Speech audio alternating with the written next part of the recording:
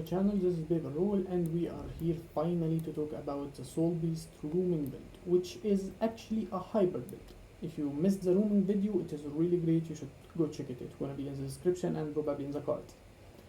Now, without further ado, I will go right into the build. The build itself will not look that special, but the options for skills, how we use them, the efficiency of it, and when we come to the equipment and stuff like that, you're gonna see how the mechanic of this build and how it actually works and what make it really unique and effective.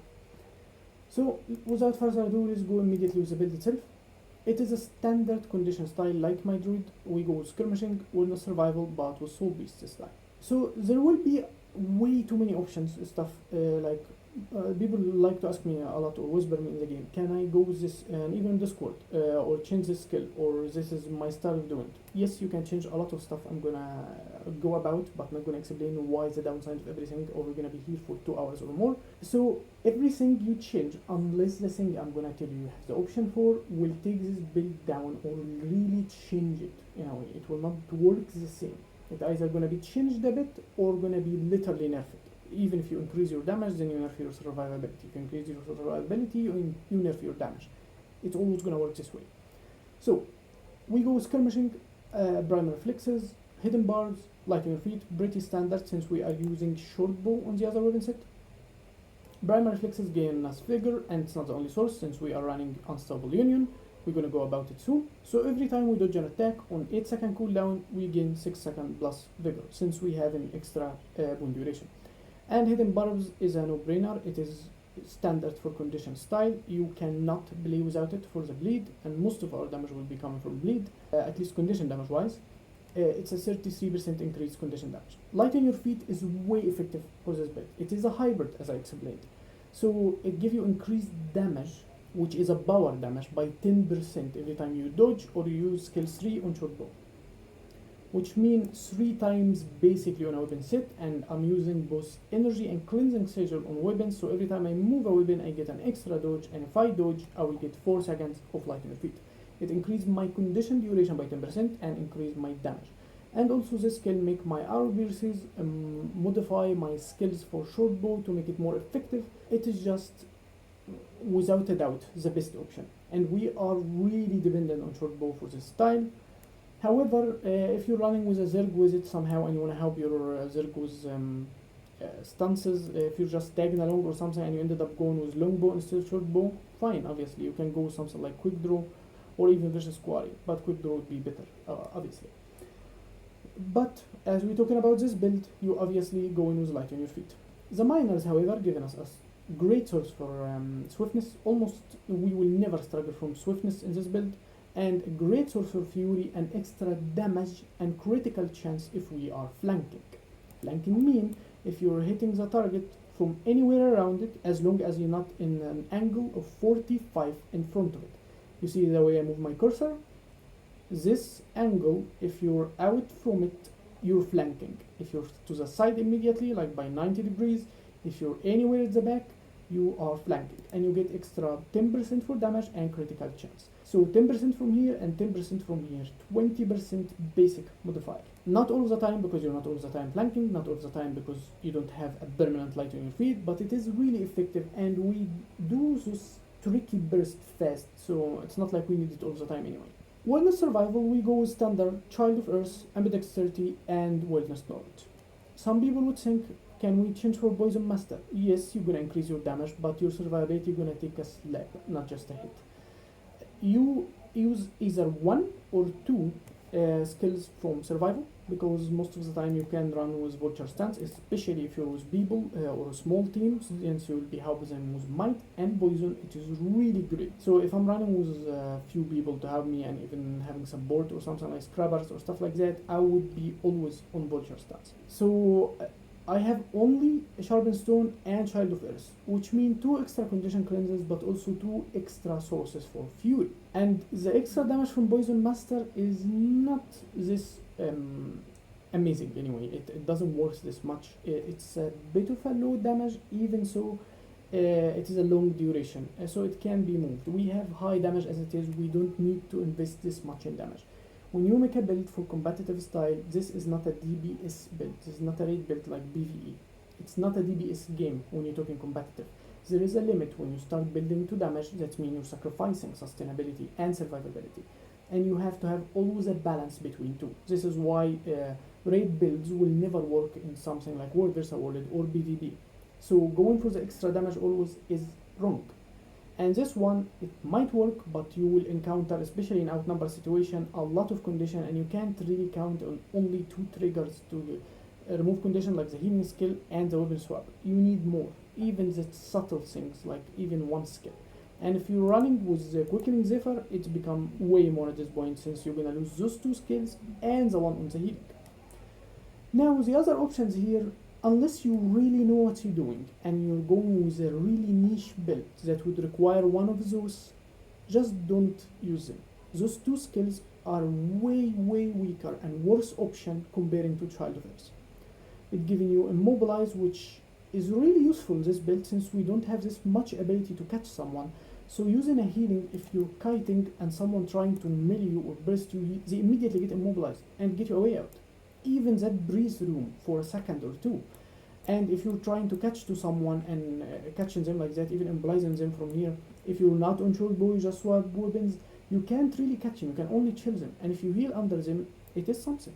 It gives you more cover combos since it pulls slow and cripple and stuff, so it makes it harder to cleanse. It is way effective. It's an extra cleanse, it's an extra fury. The other 2 skills are not good comparing to it. Like I said, unless you really know what you're doing, don't even consider them. Ambidexterity is not really great with the setup, but sometimes I use dagger offhand, so it lowers the cooldown for the skills and it gives me extra 120 condition damage. But it gives me 120 condition damage all the time. So I'm using it since it's become more effective with this skill, with those skill, with even my auto attack, all my damage become higher instead of simply applying poison from refined toxin, for example. Every like 5 seconds, as depending on the health threshold. So ambidexterity is probably the way to go always. Now, for the minors, we have extra endurance regulation by 25%, and we have protection on dodge for more than 3 seconds since we have bone duration, and we have rug growth that gives us healing every second from the protection. We already said that we have 2 sources of vigor. We also have 2 sources of protection: dodging in combat and unstoppable union with the pit. So this skill now giving us more survivability through easier dodges. We can dodge and it is easy to land unless you see seeds. Once you merge with your pit, immobilize removed, chill removed, cripple removed, and you can immediately dodge to survive, save yourself from a next hit or CC or whatever, and also grant yourself protection, and this protection will heal you from both the 4 second and plus that you got from merging and the 3 second plus that you got from the dodge itself, for example. So the vigor and protection are really effective, and most importantly the ability to remove, immobilize, chill and cripple. So chill will not annoy us with making cooldown longer for our skills, and also giving us the ability to kite around. We do not have this much mobility, and even with the mobility we do not stealth. So unlike Druid, we really want to be slippery. And the other skills will make you even get extra quickness, which not that great because the Fury already we have enough of it, so it is almost worthless at this point. And the other one would make you play into the bit too much, and both the bit options that we'll be using are weak, so can be easily killed, and that means you need to be really near them most of the time that you grant them boon to begin with, and we're not playing with this much boon anyway, so it is not worth it. Do not change unstoppable union. The second line, however, we use Predator Cunning if you use Vulture Stance, and you use Essence of Speed if you use Quickening Zephyr. It is simple as that. Make your boons longer or get more damage, siphon healing on poison. I don't stick with Predator Cunning if I'm not running Vulture Stance because all the poison I have is only in this skill at this point. So I don't think it's worth it this much. Even if you're running Dagger offhand, you would only get from skill 4. This one. It will give you a chunk of healing, so you can, instead of running this, since you also have only one quickness source, so you can go with either anyway. But if you're running Vulture Stance, obviously run with Predator Cunning. I mean, you can stick with this one, but you don't have to change to this one. That's the way. The last one is Leader of the Pack. Leader of the Pack is a must-have. You do not go with oppressive superiority. This skill is way weaker for this build than Leader of the Pack. For most builds for Soul Beast actually, Leader of the Pack is stronger.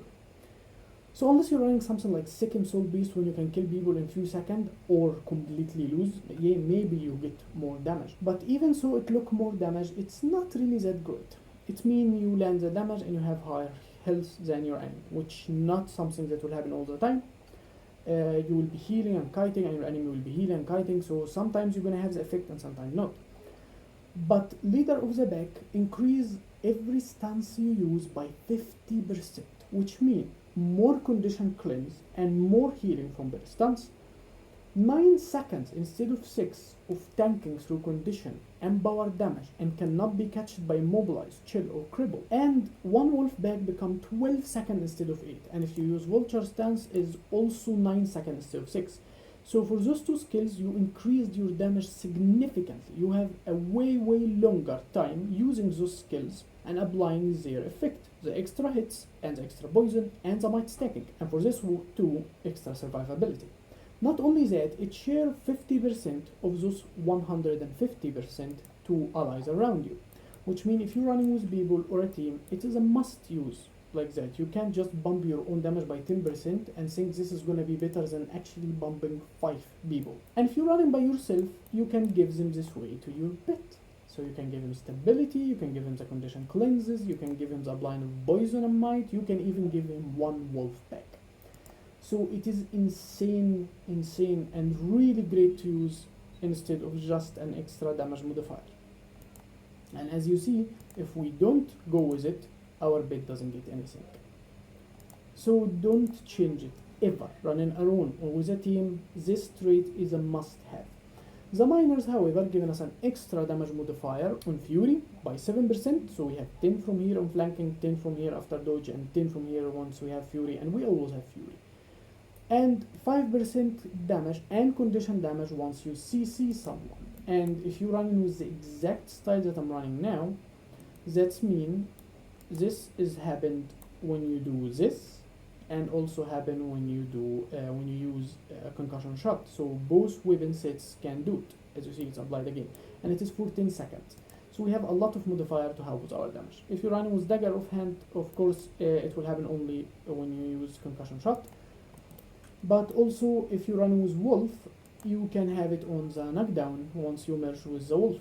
So also will be a CC that triggers this effect. Now let's get into the equipment. I go with full celestial armor. And everything, weapons, trinkets, everything is celestial. For the one who gets that on the video, you were right. You can go with infusion either power or condition. I wouldn't suggest any other infusion if you're using infusion for more versatile. And my weapons are celestial. Rune, however, are rune of the back. Why I use rune of the back? So technically it's not necessary to go with rune of the back. There is other options. You can go, for example, rune of divinity to increase stats basically in everything. It will be less power, less precision, but more toughness, vitality, condition, everything else. But rune of the back given us big amount of power, big amount of precision, still bump boon duration, and giving us boons to everyone around us. So it's more support if you're running with people, it's more help to you and your bit. Once you enter combat, you immediately granted fury, swiftness, and might, which means you don't have to blow any other skill to get the fury that will help you with damage overall. So the moment I hit like that, me and my bit got the boons, as you see. And it is really a long and helpful boon. It is listed here by 8 seconds, but we have more than 50% boon duration, so it is more than 12 seconds of those boons. So it is an extra thing that will help, and even help with the boons from Warhorn. If you're running Quickling Zephyr, it is even more better, and you can even reset more boons by 2 seconds through Quickling Zephyr anyway. So you play around boons a little bit. So I'm gaining boon duration, and I'm gaining power and precision. Like I said, it doesn't really have to be this rune. It's not really a base function to the build or anything, but I like running with it anyway. For the weapons, if I'm not running a completely power build like second Soul Beast or something, and if I'm not running Druid, any other ranger build for World vs. World, I'm running it with cleansing and energy. The amount of survivability those two sigils can give you is really big. to the point that they make other sigils pale in comparison. So I'm running it on both weapon sets, as you see. I experimented with different things. Obviously, you can see it in the video. Like I used geomancy on previous warhorn, stuff like that. But survivability was tricky actually. I'm really dependent on this cleansing session because this build can struggle a bit against something like a minion skirmish. It's really difficult to lock down the minions, for example, and they giving you your condition back, and he applying insane amount of condition already. So you would need enough cleanses and not in a specific duration. So better stance would save you completely, but once it's over, you need other sources.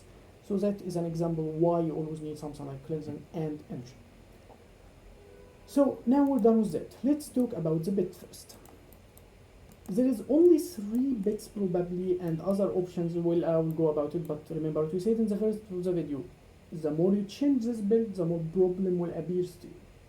So the bits I'm using all the time is either owl or wolf.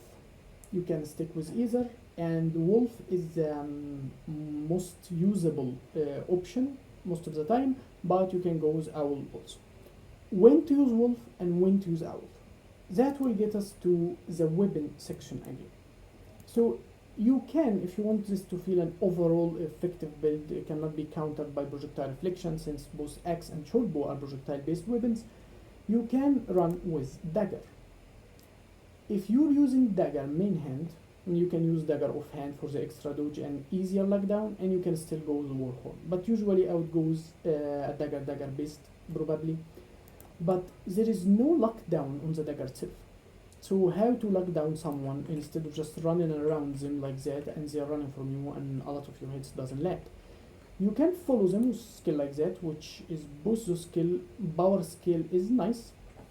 The power scaling from those 2 skills are nice, and the auto attack is even decent and fast enough and apply even condition, so the overall damage of dagger is really good. But you have few ways to catch someone.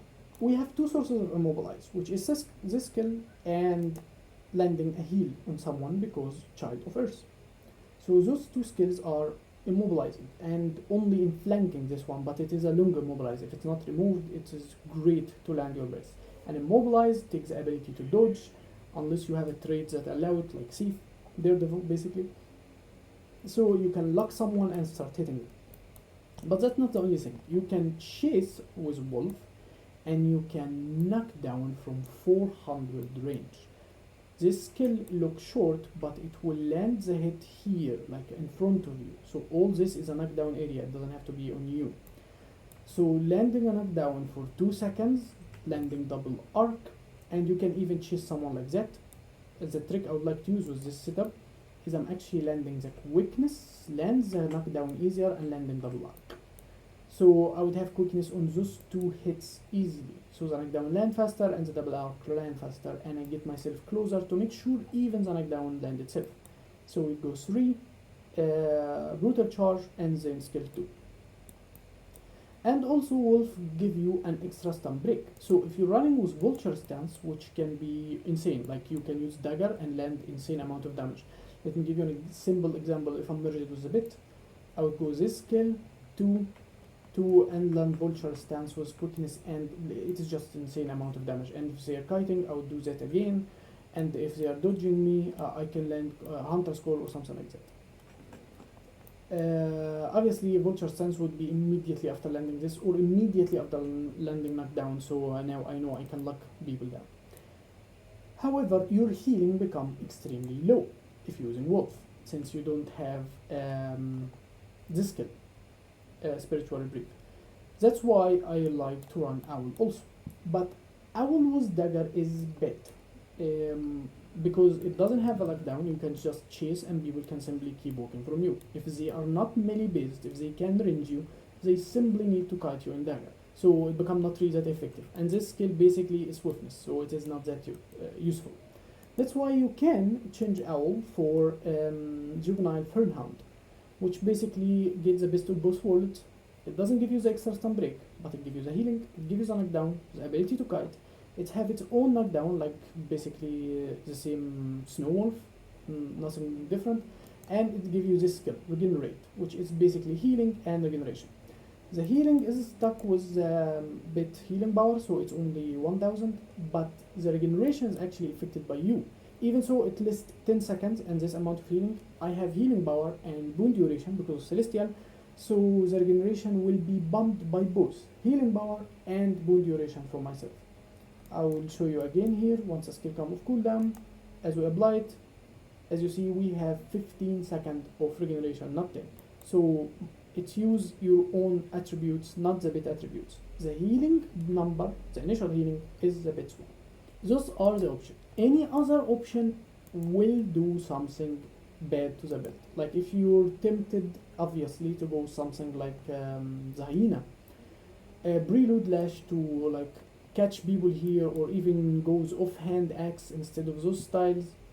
Well, offhand axe, even with the immobilize, will not land this much. It's a 2 seconds, 3/4, so even if you land it immediately, most people would break out, will not take it all.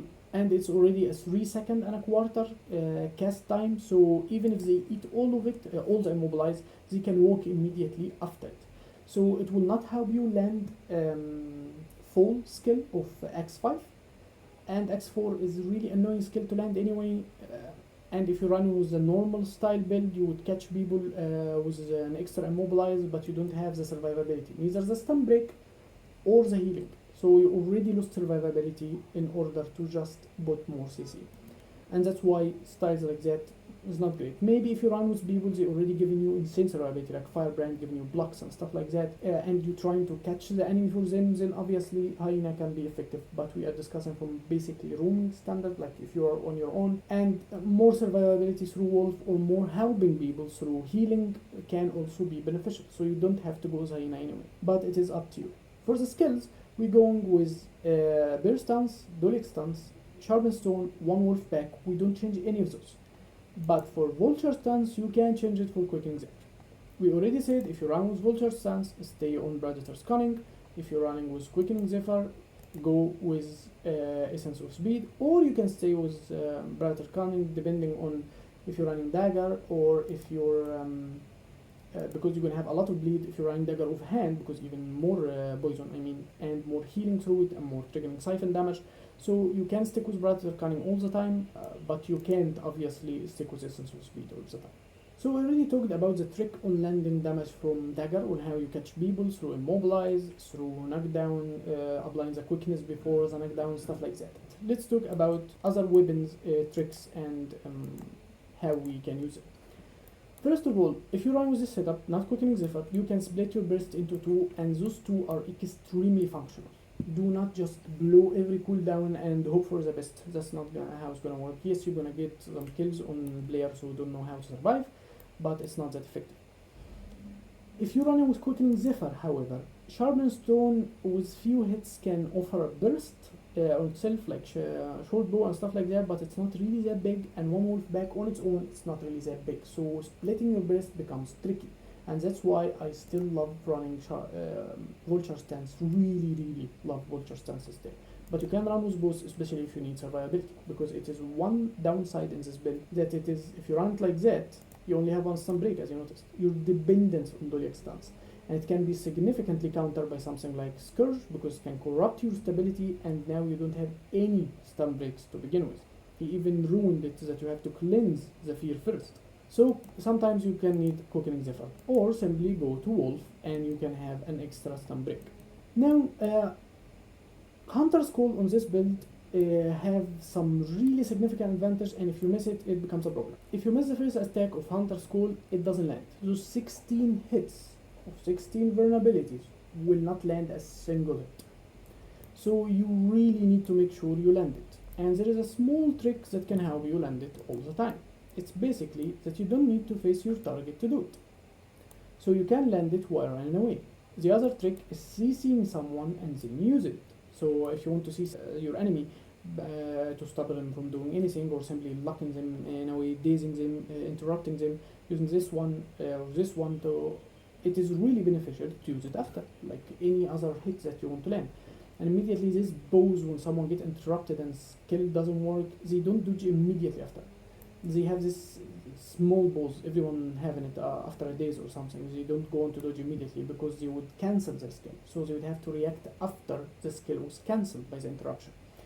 So if you use this skill to interrupt them, you can immediately go with Hunter's Call to land it. And if you're moving to this weapon or starting the combat, you can simply start with Hunter's Call because your weapon is not identified yet by your enemy, so he doesn't know that you're running Warhorn, so you can land it immediately before they can even dodge, and it can land from 1200 range, so you can be really far and still land it.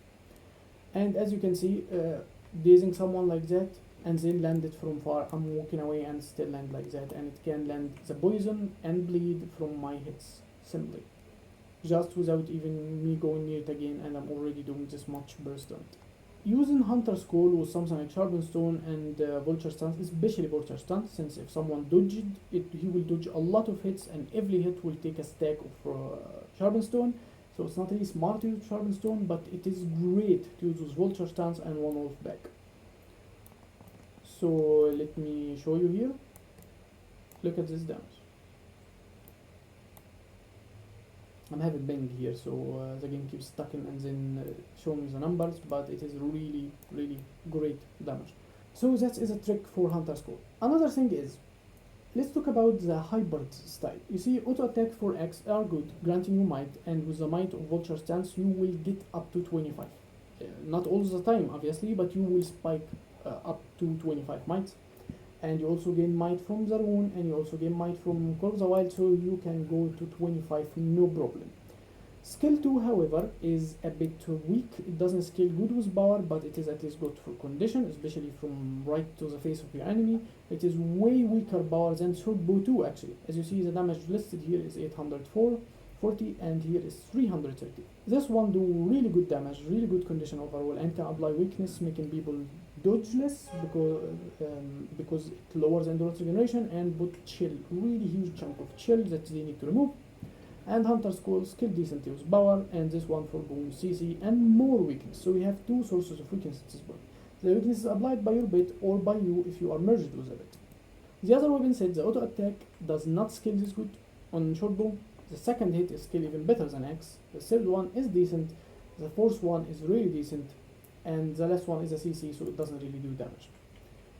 If you're running even with dagger offhand, you would see that dagger is a scale nicely also acceptable, and from 1200 range you can land bleed and cripple, and you can have an extra dodge with a really big evade duration, and position yourself to land poison, big chunk of poison actually, and you can get the healing from it from this trait. There is good scaling in a way, so most of our skills do decent amount of bar damage, but how would that benefit? Like, why are we hybrid? It can be simply we are focusing only on auto attack from X or skill 3 or something like that. Even if we're running dagger, like we have some scaling, but it's not that big. But it is built up. The idea is we are hybrid, so we do damage from condition and power. We don't need to focus on one thing. We don't need the big numbers, this burst maul from great sword. No, we don't need that. And not only that, we are hitting multiple buckets. You see this skill bounce, so it can hit between 2 targets or more. If you're fighting Mesmer with clones, if you're fighting Necromancer with minion, if you're fighting Ranger with a bit, or 2 players at least, it keeps bouncing between them. And short bow for Ranger is literally the fastest weapon in the game, which means we can land a lot of hits in a really short time.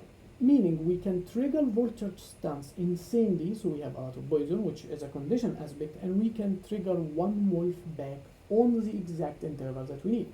So even so, the auto attack for short bow doesn't do this much damage, but with One Wolf Back it can do insane amount of damage. So let me show you something here. Look at this damage. As you see it in the roaming video, you can burst people insanely fast. This is obviously almost a full style damage, so I blew every cooldown just to show you the idea, but now you saw how much you can get beneficial from One Wolf Back. It is a 12 second to literally can trigger on every quarter second a hit from short bow. So you get the small bucket damage from short bow itself. It doesn't give you this much bar damage. You apply the bleed and you get the extra big damage, or bigger at least, from One Wolf Back. And if you trigger the poison with it, so you'll be giving poison, gaining might, and triggers the siphon damage, which is an extra power damage. So it's a lot of damage to apply anyway at the same time. which why it is a smart idea to run short bow with one wolf back, which was the cornerstone of this build. This build is basically considered to me is the only soul beast build I use in World vs. World right now. My old two setups build, you can find them in the description, are basically outdated now because after Celestial Gear we have better options and better way to use this, and the build itself is updated in a way. So I consider the older one are kinda outdated. This is the one to go now. Now let's discuss what is the downside and good side of this build. For a start, it have insane burst. It is probably the most powerful in damage I have ever played. I've never played something like Sikkim or something like that. I barely tried those builds, and yes, they can kill someone instantly, but they lack in sustain and stuff. This one doesn't lack. It have sustain, it have good mobility, it have power damage, condition damage, the ability to luck, the ability to survive.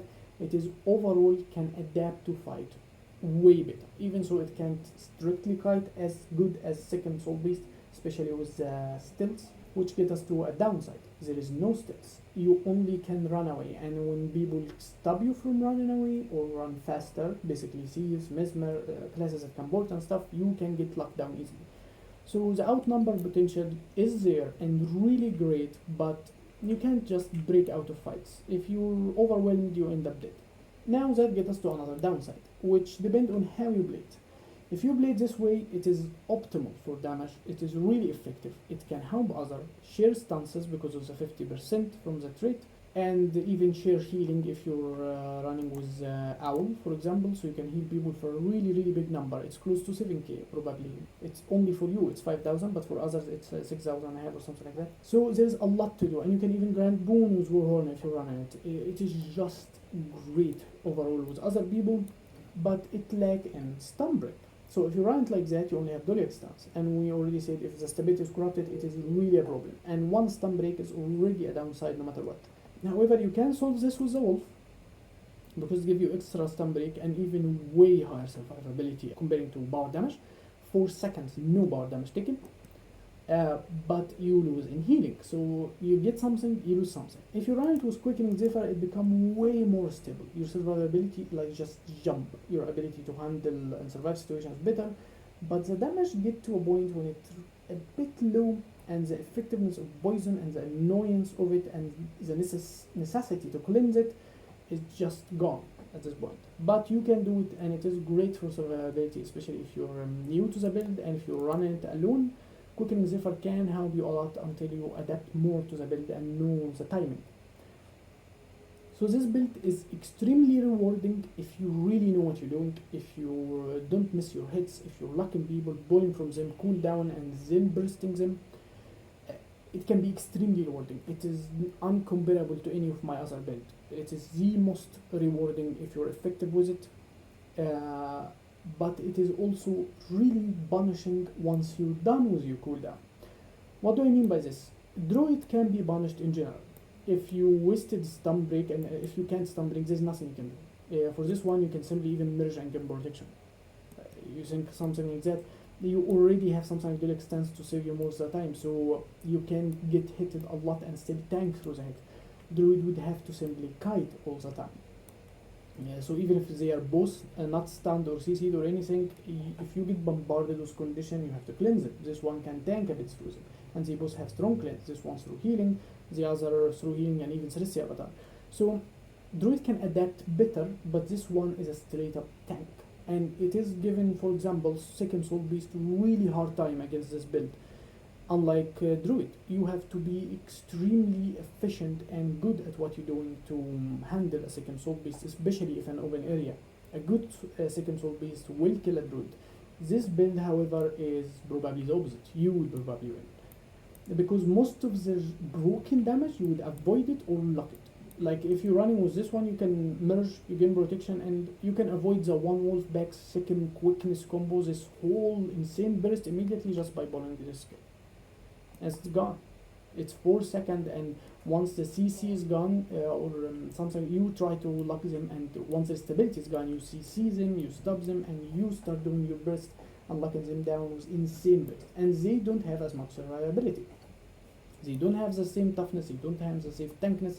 It's only Dolic stance, but you have a lot of protection, you have a lot of toughness even, and even better healing through Celestial, so you end up giving them bad time. So this is an idea. This one is really insane in fights, especially the lower you go, like in 1v1 and then less in 1v2. Druid can adapt better to multi-situation when there is a lot of people, can keep kiting them, running from them.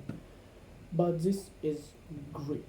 Another downside, if you're running it with this style, it is projectile based. If you're running it with dagger, you don't get to really lock people down, and you can't go into an outnumber situation on a melee weapon because you simply don't have a block from shield or something like that, so you end up eating too much damage for no reason. But as long as the fight is small, it's not a Zerg thing or something, the reflects are not this long in the game, and you have enough survivability to kite around and handle any reflect-based build. It's not really that big of a problem, especially that you have damage that can go through the reflect. Like landing a Hunter's Call only, for example, like that, even with this one, even without hitting, can do insane amount of damage to a player and force them to lose more cooldown just to get rid of it. So that's gonna be it for the video. I'm gonna be leaving you with fights right now, and see you soon.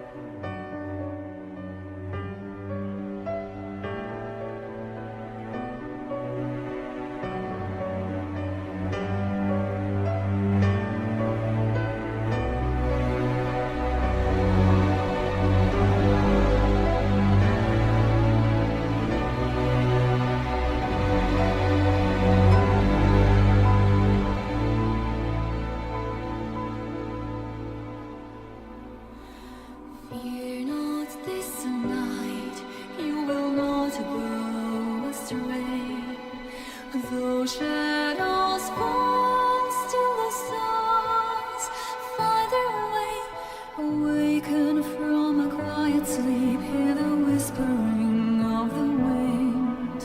Awaken as the silence grows in a solitude of the night. Darkness spreads throughout the land and your weary eyes open silently. Sunsets have forsaken all the most far of the horizons. Nightmares come when shadows grow. Eyes closed and heartbeats slow. Fear not this night, you will not go astray. Though shadows fall, still the stars find a way. And you can always be strong. Lift your voice with the first light of dawn. Dawn's just a heartbeat away. Who's just a sunrise away. Distant sounds of melodies calling through the night to your heart. Auroras, mists and echoes dance in the solitude of our life. Bleeding turning arias, gently grieving in captive misery. Darkness sings a forlorn song, yet our hope can still rise up. Nightmares come when shadows roll. Lift your voice, lift your heart. Fear not this night, you will not go astray. Though shadows fall, still the stars find a way. And though the night sky is filled with blackness, fear not, rise up. Hold on and take my hand. Fear not this night, you will not go astray. Though shadows fall, stars on the way. Fear not this night, you will not go astray. Though shadows fall, stars on the way. And you can always be strong.